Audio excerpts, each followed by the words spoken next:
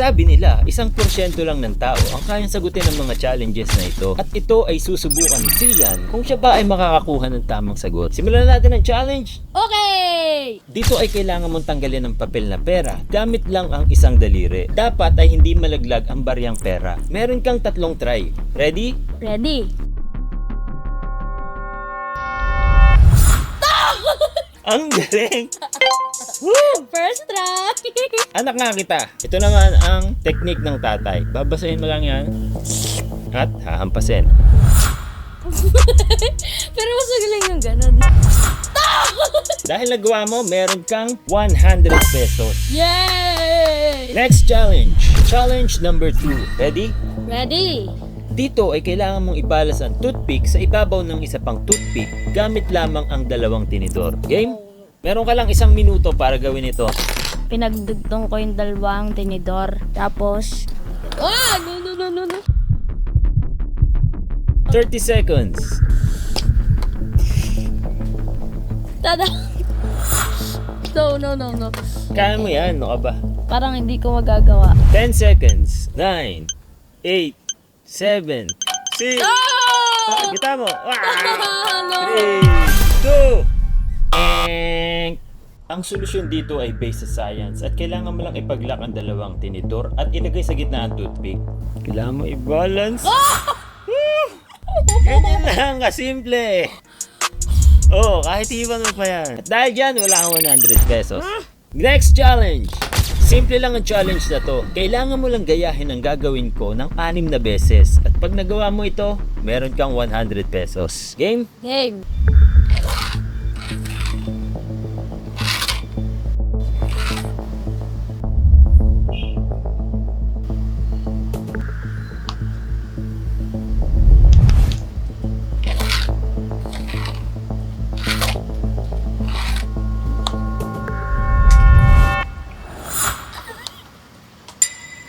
Ano? Wala ha? Kaya mo ba akong lasakin mo? Akala ko lunok eh. Dahil dyan, wala kang 100 pesos. Next challenge! Sa challenge na to, kailangan mo lang may arrange ang mga baso na to ng may laman, walang laman, may laman, walang laman. Katulad nito. Pero, 1 baso lang ang pwede mong galawin. Ready? Ready? Okay, meron kang 1 minute.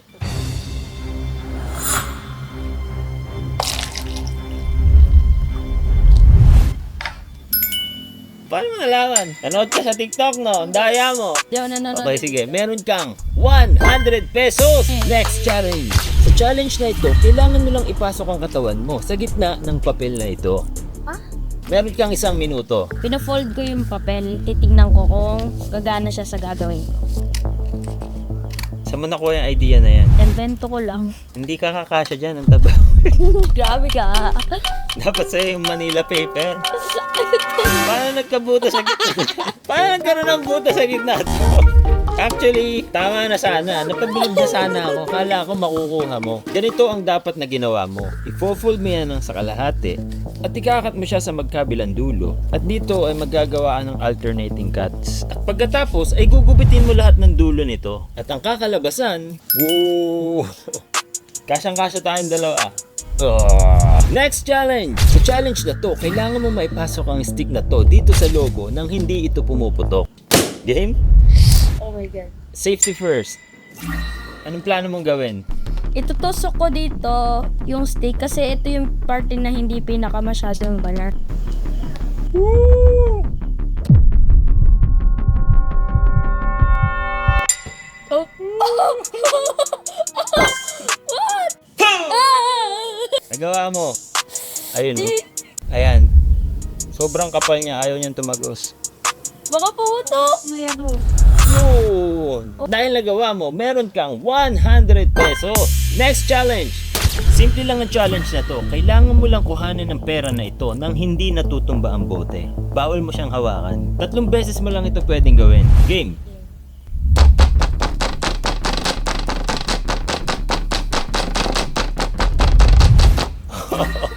Hindi ko na-expect yun, grabe. Daya mo ko, puro kaka-tiktok mo yan. Meron pa ako isang idea. Daming idea nito. Paano ba? Sige. Oh! Hindi gumana pangalawang idea mo. Pero, ito naman ang isa kong idea. Actually, mabilis siya sa'yo, pero ito ang sa akin. Iikutin mo lang siya, paikot ng paikot ng paikot, hanggang sa makuha mo siya, hanggang dulo. Dahil dyan, meron kang 100 pesos. Wow! Next challenge. Sa challenge na to ay kailangan mong ilipat ang kalahati ng laman ng boteng ito dito sa basong ito, pero bawal mo siyang sipsipin o iangat ang boteng ito. Meron ka lang 1 minuto para maisalin ang kalahating laman nito. Ready? Timer starts now. Anong plano mong gawin? Di ko alam kung anong plano ko. Bawal siya buhatin. Bawal buhatin ng bote. Bawal mo ring sipsipin. Alam ko na! Bawal mo sipsipin. Oh, okay. Pero meron ka lang 1 minuto para gawin ito. Oh! It's not working.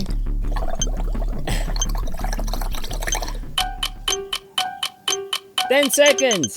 5. Simple lang yan. Simple lang ang dapat mong gawin. Actually, akala ko nga makukuha mo na eh. Hindi mo siya dapat hinipan dito. Dapat dito mo siya hinipan.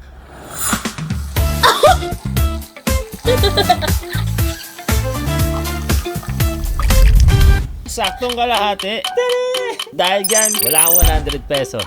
Next challenge. Sa challenge na to, kailangan mo lang i-balance ang 3 tinidor na to sa ibabaw ng mga baso para maipatong mo sa gitna ang basong ito. Ready? Ready? Meron kang 1 minuto.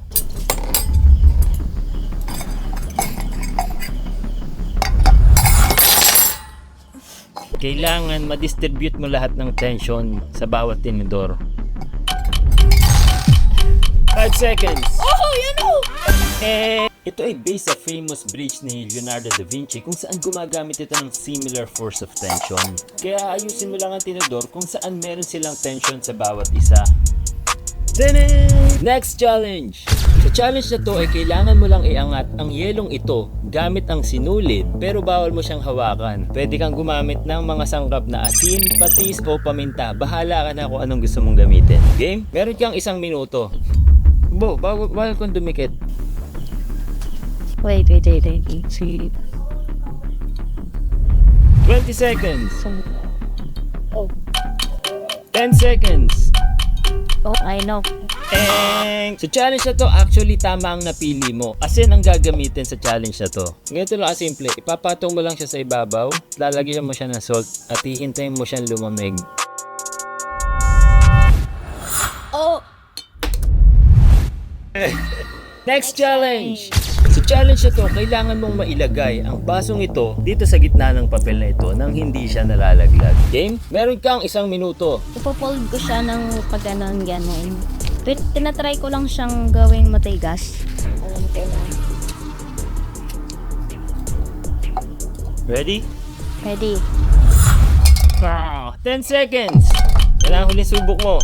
3, 2, Actually, akala ko kuha mo na yung sagot. Tamang-tama yung ginawa mo. Accordion style. Tama ang ginawa mo, pero dapat mas maliit ang pagtupi mo. Ang dapat mong ginawa sa huli ay binuka mo siya. At saka mo siya inilagay sa ibabaw. Next challenge! Sa challenge na to, kailangan mong itama ang equation na 1 minus 2 equals 7. Pero isang pospro lang ang pwede mong galawin. Meron kang 1 minuto. Baliktad na 9. 1 minus baliktad na 9? Ano yan? Chatat ko yung teacher mo sa math. Susumbong kita. 10 seconds! Ganitong kasimple yan. Anong sagot dito? 1 minus 2.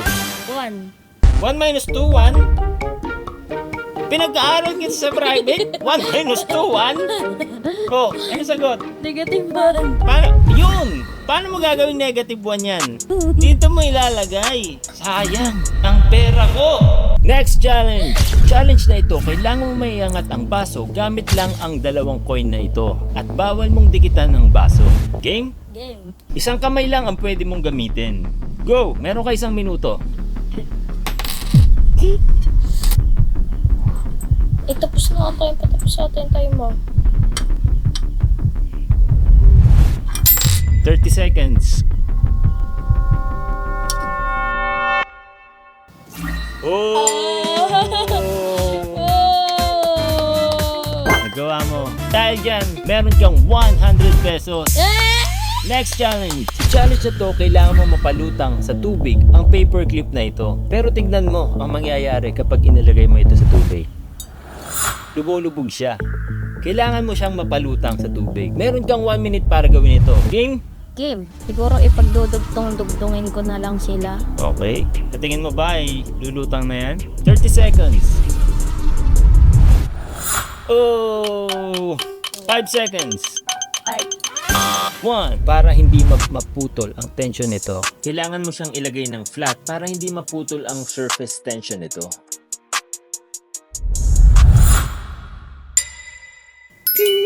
Next challenge. Sa challenge na to, kailangan mo maipasok ang 2 dice nito sa baso nang hindi nalalaglag. Meron ka lang 3 tries. Okay. 2 tries Okay. left.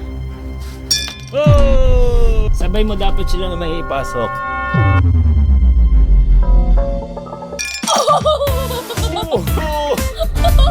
Galing, galing. Pero, may mas madaling paraan doon. Mula sa taas, bababa mo yung baso.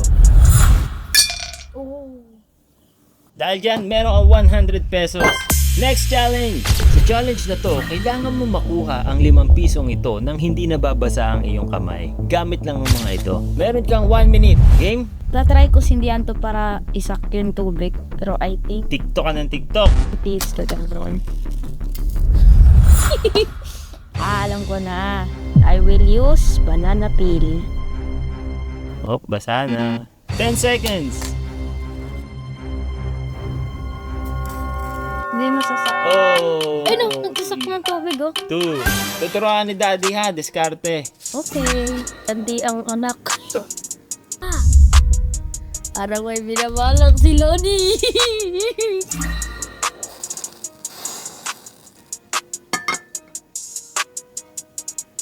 Sakay mo ba? Saksak. Tuyo na siya. Next challenge. Sa challenge na ito, kailangan mo mga i-drawing ang dot na ito sa gitna at makakapagbilog ka sa labas nang hindi mo inaangat ang pen na ito. Meron kang 1 minute. Timer starts now. Oh! Ano yun? Ah! Oh, umangat. And kailangan kasing bilis ka ni Flash yung... Ano yan? Kaya mo yan. Tuturo sa'yo ni Daddy ang dapat mong gawin. Okay. Una, drawing ka ng dot sa gitna. Gamit ang pinakasulok ng papel, paandarin mo siya dyan nang di umaangat. At saka ngayon, gumawa ng bilog. Wala ka na naman 100 pesos. Next challenge! Sa challenge na ito, meron ka lang 4 na linya na pwedeng igamitin at kailangan ay madaanan mo lahat ng dots na ito. Game? Meron ka lang 1 minute. Timer starts now! 4 na linya lang ang pwede mong gamitin. I don't know. 30 seconds. 1, 2, 3. Isang linya na lang. Ano for yun? Hindi. Dapat diretso lang. Hindi. And you have to think outside the box na magsisimula ka dito at dapat inilampas mo yan. 1 2 3 and 4. Wala ka naman sinabi na pwede bumalik sa inumpisahan. Pwede. Wala ako sinabi, kaya pwede siyang gawin. Basta may 4 na guhit siya. At dahil meron kang 6 na tamang sagot, meron kang 600 pesos! Yay! At ilista mo muna dahil tayo magpapa-enroll pa. Sabi ko na eh! Dodoblihin ko yan pag tayo kumita na dito. Promise! Okay? Hindi okay. Kaya kung gusto nyo ng mga ganitong klaseng video, huwag nyo kakalimutan mag-follow. Sana isa kayo sa aming first 10,000 followers. Bye! Bye!